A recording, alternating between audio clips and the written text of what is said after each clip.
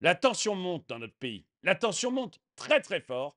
Et certains parlent maintenant de prendre les armes. En fait, ce que je me demande après la vidéo que je viens de voir, c'est est-ce que la France est maintenant à l'aube de la guerre civile?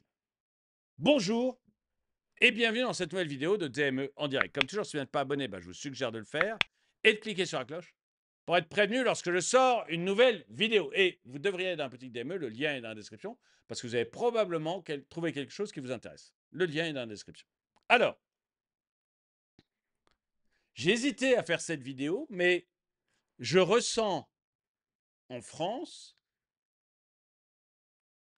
une coupure entre deux parties de la population de plus en plus forte et de plus en plus violente. De plus en plus forte et de plus en plus violente. Grosso modo, il y a les immigrés et il y a les Français qui habitent là depuis longtemps. Et cette séparation qui se fait, elle devient très violente. Les immigrés, on va dire principalement Afrique du Nord, traitent les Blancs de sales Français, et les Français ne supportent plus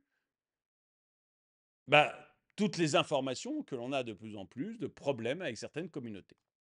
Et là, vous avez vraiment une violence qui commence à se créer, qui est très forte. On voit qu'il y a des gens qui se baladent avec des machettes, on voit des gens qui se baladent avec des couteaux, on voit que ça devient de plus en plus violent. Et là, ce que j'ai écouté, en fait, c'est Frontières. Et Frontières nous parle de chasseurs qui seraient prêts à prendre les armes. Si ça continue comme ça, il y aura une guerre civile. On n'en est pas loin, on est en train de se réveiller. Et vous voyez, moi, dans ma maison de campagne, j'ai une maison familiale, vous savez, à la campagne. Et voilà, j'ai des voisins qui sont chasseurs, parce qu'à la campagne, il n'y a que ça, des chasseurs. Donc j'en ai. Et c'est vrai que je les entends de plus en plus en parler. Ils ont beaucoup d'armes chez eux, et de plus en plus, ils parlent de prendre les armes pour se défendre, ou même pour aller à l'affrontement. Et je me demande si c'est quelque chose de général ou si c'est moi qui affabule. C'est-à-dire que, est-ce que c'est parce que moi, je le vois, je l'entends, etc., que c'est vrai? Ou est-ce que j'appartiens à un microcosme et qu'en fait, non, tout ça, ça n'intéresse que très très peu de monde? J'aimerais vraiment que vous me disiez dans les commentaires ce que vous en pensez. Je vais vous passer le témoignage qu'a fait passer Frontières. Je l'ai senti assez vrai quand même, assez puissant et assez vrai. Et j'aimerais savoir ce que vous en pensez. Oui, après, moi j'ai d'espoir. On est à plus de 200 chasseurs qui sont prêts à prendre les armes. Là, on est au Alors, bord de la guerre civile, en fait. quasiment, quasiment, si ça continue comme ça, les chasseurs commencent à se relever. Mais moi, je suis content de voir un policier, je suis content de voir un gendarme, je suis content de voir un pompier. Il faut les respecter, ces gens-là. Les pauvres Français que nous sommes, il ne faudra pas dire « Ah, ça y est, ils se sont réveillés ». Parce que là, on n'en est pas loin. Hein. Là, on n'en est pas loin. Oui, après, moi, j'ai d'espoir. Je ne sais pas ce que vous en pensez. Vous voyez, je n'arrive pas à savoir. On va regarder un peu les commentaires parce que j'arrive pas à savoir ce qu'il en pense. Mais j'ai l'impression qu'il y a vraiment maintenant une haine qui se crée entre les communautés. Une véritable haine qui se crée entre les communautés. Notamment parce que l'État ne veut pas prendre sa responsabilité. En fait, l'État ne veut pas agir. Hein, à chaque élection présidentielle, Emmanuel Macron nous a fait le coup. 100% des OQTF seront réalisés. Et à chaque élection, et juste après, on s'aperçoit à chaque fois que dans le meilleur des cas, on est à 6%. On entend tout le temps parler de criminels récidivistes étant passé 40 fois devant devant la justice, pardon, et qui viennent de tuer une personne pour la deuxième fois, ou qui viennent de violenter une femme pour la 15e fois. Et je crois qu'à cause de ça, les gens commencent à devenir violents et risquent de devenir violents. On va lire les commentaires pour voir. Les cités sont armées à Marseille, dans les quartiers périphériques. Si, à 7 ans, tu ne sais pas manier une Kalachnikov, tes petits copains se moquent de toi.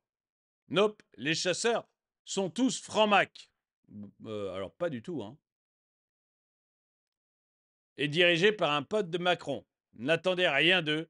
Les tireurs sportifs, c'est autre chose. Alors, Moi, j'ai été tireur sportif, donc enfin bon, à tout petit niveau, hein.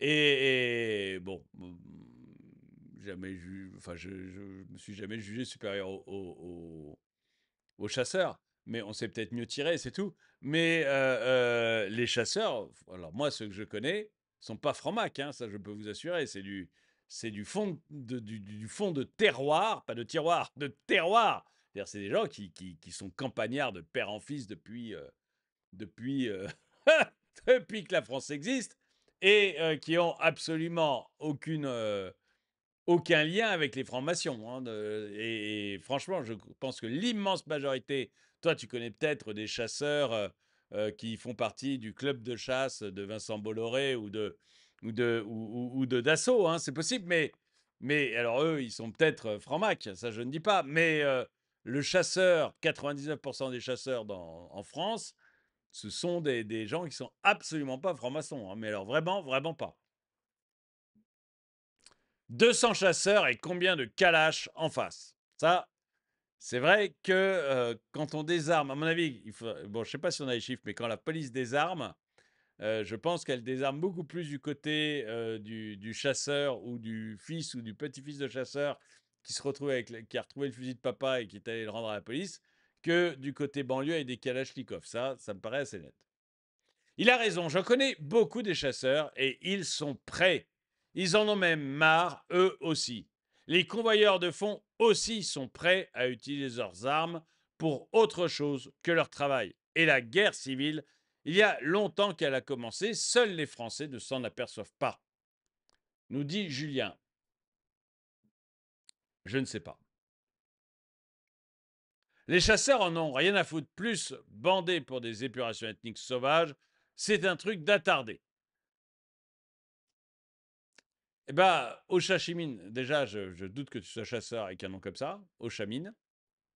Et parce que c'est pas le genre. Mais non, non, non, moi, enfin, voilà. Mais c'est ma petite expérience de campagne, hein, je me trompe peut-être complètement. Voilà, tout le monde n'habite pas en Saône-et-Loire, hein. Mais moi, l'expérience que j'en ai, non, non, ça leur déplaît franchement. Mais franchement. Et ils sont très remontés. Qu'est-ce que 200 chasseurs peuvent bien faire contre les forces de l'ordre de la bête immonde et contre 20 millions d'immigrés? Non, mais quand on dit 200 chasseurs, je pense qu'il parle de sa commune, hein. Parce que si tu prends les chasseurs en France, il y en a un sacré paquet, hein. Ils ne sont pas 200, hein. Donc je crois qu'il doit parler de sa commune, voilà, ou de sa communauté de communes, hein. La France, 1 million de chasseurs. Ah ben voilà, 1 million de chasseurs, au moins 1 million de fusils. Moi, ceux que je connais ne sont pas contentés d'un fusil. Chez eux, il y a un arsenal, quoi. Les gars, ils ont 5-6 fusils minimum. Et certains servent plus à chasser l'éléphant que le sanglier. Tu vois, que la biche. Voilà, c'est vraiment. Ils ont des fusils parfois totalement disproportionnés par rapport au gibier que l'on peut trouver en France, hein. Et pourtant, eux ne vont pas en Afrique chasser l'éléphant, hein, si c'est. C'est quoi ça? Frontière qui partage une vidéo où un mec menace et appelle à la prise d'armes. Ça s'appelle comment en France? Bah, je vais m'arrêter là parce que voilà, Yuva, c'est la question que je me pose. C'est est-ce que ce monsieur ne représente que lui-même? Et est-ce que les chasseurs que je connais dans mon village ne représentent qu'eux-mêmes? Je ne suis pas chasseur, moi, hein, mais est-ce que ce monsieur ne présente que lui-même? Et est-ce que les chasseurs que je connais, qui sont dans mon village, ne représentent qu'eux-mêmes? Auquel cas, c'est des discours de fin de partie de chasse, quoi. Donc, aucun intérêt, aucune réalité. Ou est-ce que ce que j'ai l'impression de ressentir, c'est-à-dire vraiment une population de plus en plus énervée, de plus en plus prête à se battre, de plus en plus prête à se révolter, est-ce que c'est réel? Est-ce que en fait, on est devant une poudrière qui n'attend juste qu'une petite allumette, une étincelle pour se mettre à tout péter? Ou est-ce que non, François-Xavier, tu racontes n'importe quoi, tu es bloqué dans ton monde où à la campagne, tu as des chasseurs qui se montent le bourrichon et quand tu es à la ville, tu regardes trop Twitter, enfin X. Et en fait, la vraie vie, c'est une vie pacifique où il ne se passe rien et où les Français ne feront rien. Je me pose la question. Dites-le moi dans les commentaires. En tout cas, merci d'avoir regardé cette vidéo. N'oubliez pas d'aller à la boutique, le lien est dans la description. Ça aide la chaîne, donc vraiment n'hésitez pas. Et vous avez probablement trouvé quelque chose qui vous intéresse. Lien dans la description. Merci d'avoir regardé la vidéo. Mettez un pouce vers le haut, commentez, partagez. Merci à tous ceux qui soutiennent la chaîne. Et moi, je vous dis à très bientôt.